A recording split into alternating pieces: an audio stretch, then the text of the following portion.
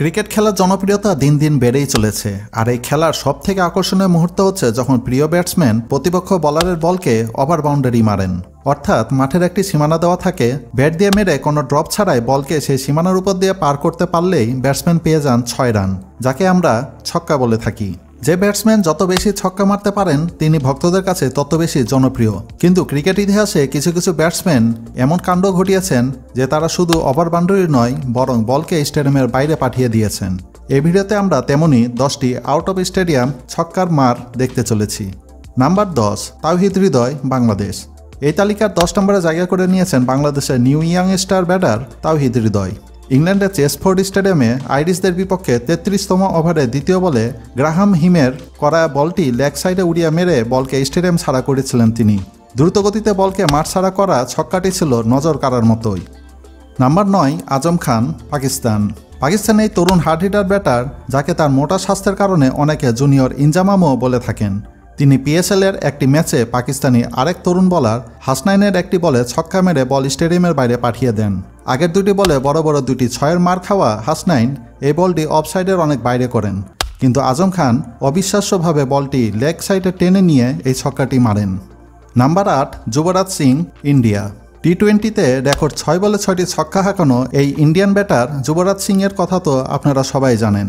ওই 6টি ছক্কার মধ্যে একটিকে তিনি স্টেডিয়ামের বাইরে পাঠিয়ে দিয়েছিলেন। ইংল্যান্ডের ফাস্ট বোলার স্টুয়ার্ট ব্রডের একটি ওভারে তিনি এই বিশ্ব রেকর্ডটি গড়েছিলেন। নাম্বার 7, আব্দুল রাজ্জাক, বাংলাদেশ। আব্দুল রাজ্জাক মূলত একজন স্পিন বোলার। তা সত্ত্বেও তিনি ব্যাট হাতে বড় বড় 6 এবং 4 হাঁকাতে পারতেন। জিম্বাবুয়ের বিপক্ষে 49তম ওভারের তৃতীয় বলে শরীরের সবটুকু শক্তি দিয়ে বলকে পিটিয়ে স্টেডিয়ামের বাইরে আছড়ে ফেলেন তিনি, যা ছিল সত্যি অবাক করার মতো এক কাণ্ড। Number 6, MS Dhoni, India. MS Dhoni তার ক্যারিয়ারের অনেকবারই বল 6 মেরে স্টেডিয়ামের বাইরে পাঠিয়েছেন, তবে শ্রীলঙ্কার সাথে এই ছক্কাটি ছিল সবার সেরা। তার ছক্কা মারার স্টাইলগুলো ভক্তরা বেশ উপভোগ করতেন।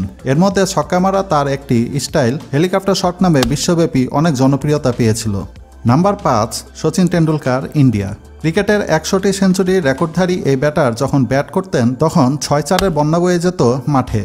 তার ক্যারিয়ারে তিনি অনেক দর্শনীয় ছক্কা উপহার দিয়েছেন তার ভক্তদের। তার মধ্যে 2003 সালে ইংল্যান্ডের বিপক্ষে একটি ছক্কা মেরে বলটি স্টেডিয়ামের বাইরে পাঠিয়ে দিয়েছিলেন। Number 4, Chris Gayle, West Indies.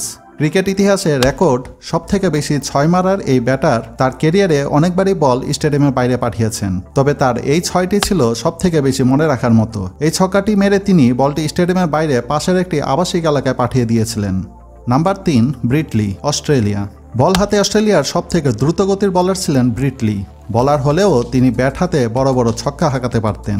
ইন্ডিয়ার বিপক্ষে এই ম্যাচে এমনই একটি ছক্কা মেরেছিলেন তিনি, যা স্টেডিয়ামের বাইরে গিয়ে একটি মাইক্রোবাসের গ্লাসে গিয়ে পড়ে এবং গাড়ির গ্লাস ভেঙে যায়।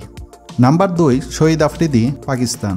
এই দিন ক্রিকেট বিশ্ব এক নাটকীয় ঘটনার সাক্ষী হয়েছিল। সাউথ আফ্রিকার ফাস্ট বোলার ক্রিস মরিস এর একটি ওভারে প্রথম 3 বলে আফ্রিদি একটি 4 ও একটি ছক্কা হাঁকিয়েছিলেন। মরিস তার চতুর্থ বলে আফ্রিদিকে সরাসরি বোল্ড করে মেতে ওঠেন এক বন্য উদযাপনে, যা দেখে আফ্রিদিও মাথা গরম করে ড্রেসিং রুমের দিকে হাঁটা দিয়েছিলেন, কিন্তু পরবর্তীতে আম্পায়ার বলটিকে নো বল ঘোষণা দেন। আফ্রিদি ফিরে এসে তার প্রতিশোধ নেন। তিনি মরিসের করা একটি বলকে শরীরের সর্বশক্তি দিয়ে ব্যাট চালান, যার ফলে ওই বলটি গ্যারের ছাদ টপকে স্টেডিয়ামের বাইরে গিয়ে হারিয়ে যায়। Number 1, Sourav Ganguly, India. জিম্বাবুয়ের বিপক্ষে অ্যান্ডি ফ্লাওয়ার এর একই ওভারে 2টি আউট অফ স্টেডিয়াম 6 মেরেছিলেন তিনি। ওই দিন পুরো ম্যাচে দাদা মোট 3টি বলকে স্টেডিয়ামের বাইরে পাঠিয়ে দিয়েছিলেন, যা ক্রিকেট ইতিহাসে আর কেউ করতে পারেনি। কাজে এই তালিকায় তিনি 1 নম্বরে থাকবেন, এটাই স্বাভাবিক।